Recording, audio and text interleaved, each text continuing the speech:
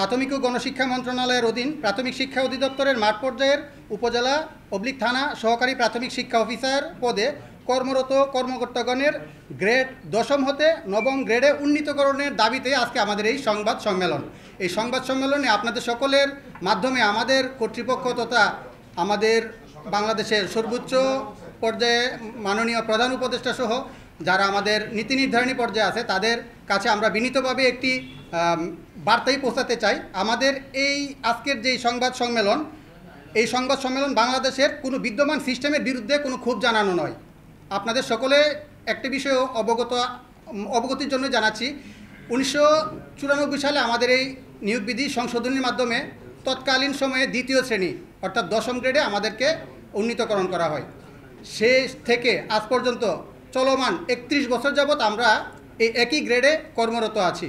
অথচ আমাদের উপরে নিচে যারা আছে, হয়তো আপনাদের কাছে যেই লিখিত বক্তব্যটুকু গিয়েছে দেখেছেন যে আমাদের সম্মানিত সহকারী শিক্ষক, প্রধান শিক্ষক তাদের আপগ্রেড হয়েছে একাধিকবার। আমাদের কোনো আপত্তি নেই। আমাদের যারা উপরে আছে তাদেরও আপনাদের হয়তো শুনেছেন, আমাদের পিটিআইয়ের ইনস্ট্রাক্টর, সুপারিনটেনডেন্ট, জেলা প্রাথমিক শিক্ষা অফিসার মহোদয়গণ তাদেরও আপগ্রেড হয়েছে। কিন্তু অত্যন্ত দুঃখের বিষয়, আমরা যাদের সাথে কাজ করি সমগ্রেডের পর্যায়ে চলে এসেছি।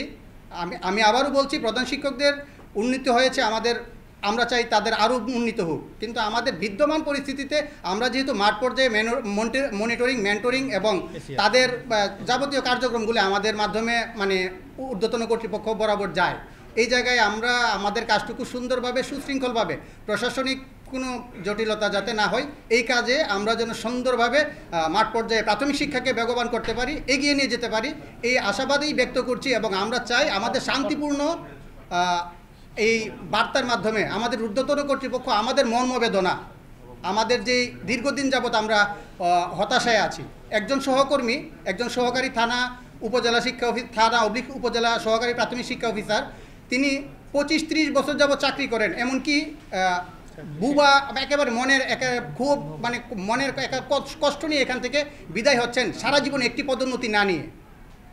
এই জায়গা থেকে আমরা আসলে খুবই মর্মাহত।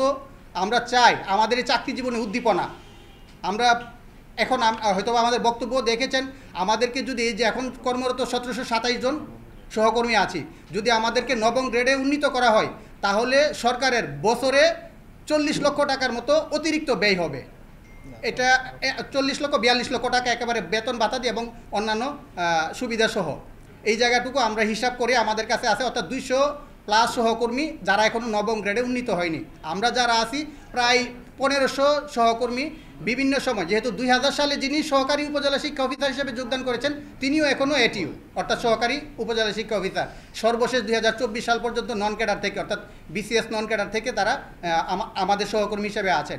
এই 26 বছর যাবৎ একজন সহকর্মী একটা পদোন্নতি পায়নি। অর্থাৎ তিনি এখন আপনারা হয়তো অবগত আছেন, আমাদের বক্তব্য বলেছি, 7ম গ্রেড, 8ম গ্রেড, 9ম গ্রেডে তারা বেতন নাতি পাচ্ছেন। তো এই জায়গা থেকে আমাদের যদি এই দাবিটুকু মেনে নেওয়া হয়, আমরা হয়তো বা পেশাগত ক্ষেত্রে উদ্দীপনা পাবো, নতুনভাবে একটা আমাদের কাজের স্পিরিটও বাড়বে এবং সামাজিক মর্যাদা, বিশেষ করে 25-30 বছর যাবৎ কাজ করে আমরা একটা পদোন্নতির দেখা পাবো না, এটা আসলে বাংলাদেশের আর কোনো ডিপার্টমেন্টে আছে কিনা আমার জানা নেই।